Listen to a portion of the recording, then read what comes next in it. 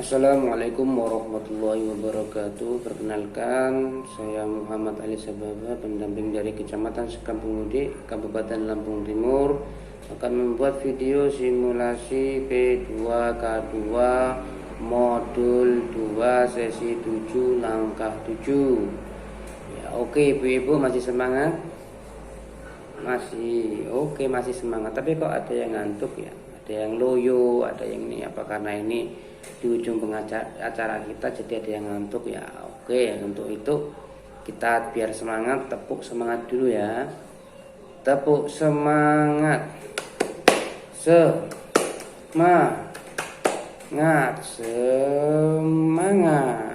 Oke, jadi udah semangat Bu? Alhamdulillah sudah semangat semua ya. Jadi nggak ada yang ngantuk lagi ya. Mudah-mudahan nggak ada yang ngantuk lagi ya. Jadi ibu-ibu ingat Bu, kita di pertemuan hari ini atau pelatihan hari ini sudah mempelajari apa aja Bu? Ya Bu ya, ingat apa yang kita pelajari pada hari ini. Ya, sekarang saya tanya Bu, apa saja yang perlu dilakukan dalam merencanakan usaha dan bagaimana cara mengelola keuangan usaha? Ayo, siapa yang bisa? Ayo, siapa yang mau jawab? Ya, oke, Bu Aan, silakan. Ya, bagus. Oke, Ibu Nuriadin, silakan. Ya, bagus. Jadi tadi Ibu Aan mengatakan untuk merencanakan usaha dan cara mengelola keuangan usaha itu adalah dengan merencanakan, mencari tempatnya dulu. Itu kata Bu An tadi, mengetahui lokasi yang strategis ya, Bu An seperti itu. Jadi sekarang tadi dan Bu Nuryadin menyimpulkan atau mengatakan perlunya modal ya, perlunya rencana yang matang, perlunya modal, serta tadi itu mencari pinjaman ke tempat yang mudah ya. Itu tadi Bu Nuryadin menyimpulkan seperti itu. Jadi untuk itu, melengkapi jawaban dari ibu-ibu, kita lihat ya video berikut Bu ya. Kita saksikan video berikut. Ibu-ibu, dalam membangun usaha, jangan sekedar meniru orang lain.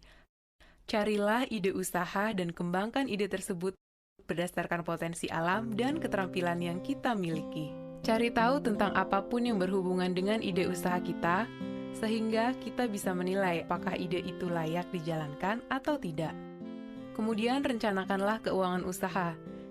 Kita perlu menghitung dan mencari sumber modal awal dan menghitung perkiraan pengeluarannya. Jangan lupa memasarkan usaha kita. Jualah barang dengan kualitas lebih baik dibanding barang sejenis yang ada. Cari tempat usaha yang strategis, berikan harga yang bersaing, dan berikan promosi yang menarik.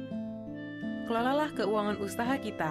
Sisihkan uang untuk modal usaha terlebih dulu, baru belanja kebutuhan keluarga. Buatlah catatan kas harian dan arus kas secara rutin. Nah, ibu-ibu, selamat mencoba. Semoga berhasil. Demikian itu tadi film yang kita putar, film 4C yang kita saksikan bersama-sama. Selanjutnya mari kita buka brosur halaman 1 sampai 7. Nomor 1.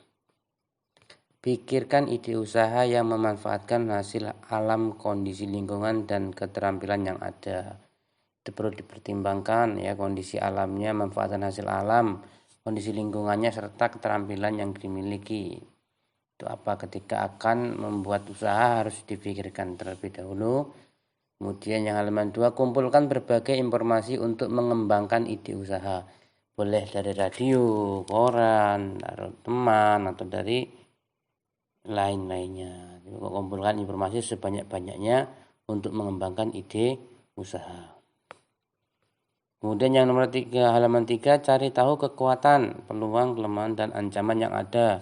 Pikirkan cara mengatasi kelemahan dan ancaman. Jadi harus berpikirkan matang-matang ya, cari tahu kekuatan atau peluang yang bisa kita miliki. Kemudian bila ada kelemahan dan ancaman, kita harus cari cara mengatasinya. Ya, bagaimana kalau ada ancaman, kalau ada kelemahan dalam usaha kita harus bisa cari solusinya. Yang ke halaman 4, buat rencana keuangan usaha dan pastikan usaha dapat memberikan keuntungan. kita harus rajin mencatat ya. Kita catat keuangan kita dan kita pastikan bahwa usaha kita memberikan keuntungan. Kemudian yang nomor 5, susun rencana untuk mendapatkan pelanggan ya. Jadi bisa dengan kita memberikan bandrol kepada barang dagangan kita dengan harga yang murah. Mungkin bisa beli 5 gratis 1, atau mungkin dengan jual ikan balado yang segar dan sebagainya. Pokoknya kita siasati agar pelanggan itu tertarik ya. Kemudian yang halaman 6, catat seluruh pemasukan dan pengeluaran untuk memantau perkembangan usaha.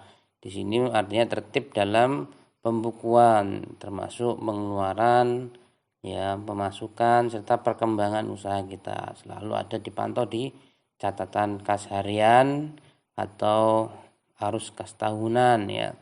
Bisa itu.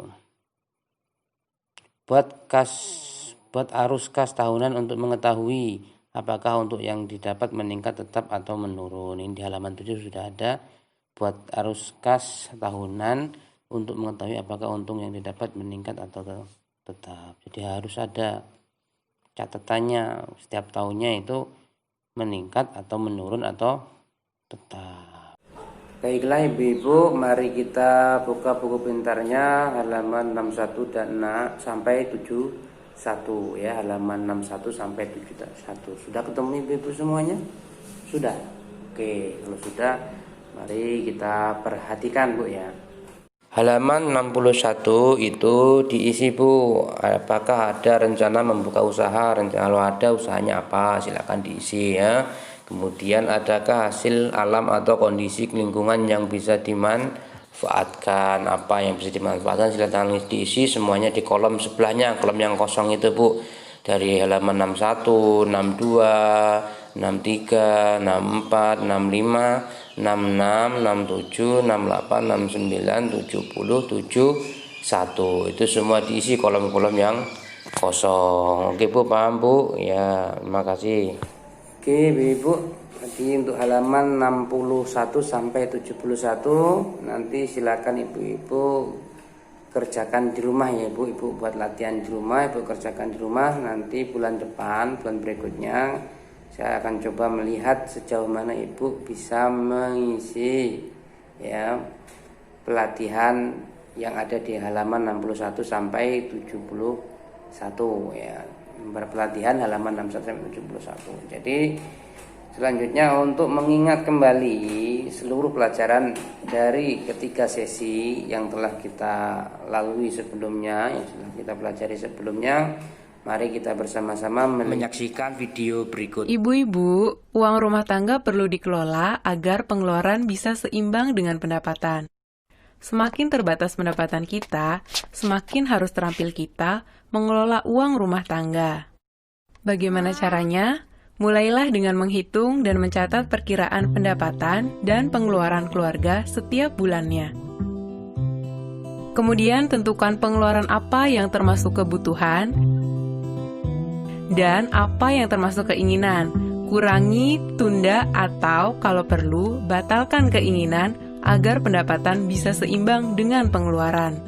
Selanjutnya, buatlah anggaran bulanan, yaitu rencana pengeluaran yang seimbang jumlahnya dengan perkiraan pendapatan dalam satu bulan. Utamakan pengeluaran yang merupakan kebutuhan. Seringkali beberapa anggota keluarga perlu uang secara bersamaan untuk kebutuhan yang berbeda. Bicarakan dan sepakatilah bersama kebutuhan yang harus didahulukan. Dan terakhir, gunakan uang sesuai dengan anggaran yang sudah dibuat. Kita bisa memakai sistem amplop dan membuat catatan kas harian untuk mengendalikan pengeluaran. Nah, ibu-ibu, bagaimana? Mudah kan? Ibu-ibu, keadaan darurat bisa datang setiap saat dan biasanya perlu banyak uang untuk mengatasinya. Kalau tidak punya tabungan, kita terpaksa berutang. Padahal berutang itu besar resikonya dan pengeluaran kita pun membengkak. Jadi, biasakanlah menabung supaya tidak terjebak untuk berutang. Sisihkanlah uang untuk ditabung segera setelah kita menerima pendapatan. Menabung tidaklah harus banyak, yang penting rutin dan disiplin. Menabunglah secara terencana untuk memenuhi kebutuhan tertentu, misalnya untuk mengumpulkan modal usaha. Dan yang tidak kalah penting, pilihlah tempat menabung yang paling menguntungkan kita. Bila kita sampai terpaksa berutang, rencanakanlah utang secara cermat. Pinjamlah uang hanya untuk memenuhi kebutuhan, bukan untuk keinginan. Gunakan tabungan yang ada lebih dulu sebelum memutuskan berutang. Dan sesuaikanlah jumlah utang dengan kemampuan kita untuk membayarnya kembali. Pikirkan juga bagaimana cara kita membayar cicilannya nanti. Bandingkan dan pilihlah tempat meminjam dengan total pengembalian yang paling murah dan sesuai dengan pola pendapatan kita. Perlu Ibu ingat kembali apa yang telah disampaikan, apa yang telah kita lihat bersama tadi dalam video itu, ya Ibu-ibu terapkan di rumah, Ibu-ibu praktekkan di rumah, ya jangan sampai nanti ketika kita pulang kita kebingungan Bu ya. Jadi kalau bisa sudah ada yang nyantol, yang sudah ada bisa yang kita terapkan di rumah ya, termasuk PR tadi, lembar latihan tadi dikerjakan Bu ya. Dan video yang baru kita saksikan ini diingat-ingat Bu pesan-pesannya ya. Kemudian saya ucapkan terima kasih atas ketersediaan waktunya Bu ya, dan kepartisipasinya serta kedatangannya. Untuk menutup acara ini, marilah kita berdoa bersama-sama. Berdoa mulai. Selesai. Ibu, sekian dari saya. Dan sampai jumpa lagi bulan depan di pertemuan depan, yaitu modul 3 kesehatan dan gizi ya, di kediamannya Ibu Aan bulan depan ya, hari Rabu tanggal 17. Billahi taufiq wal hidayah. Wassalamualaikum warahmatullahi wabarakatuh.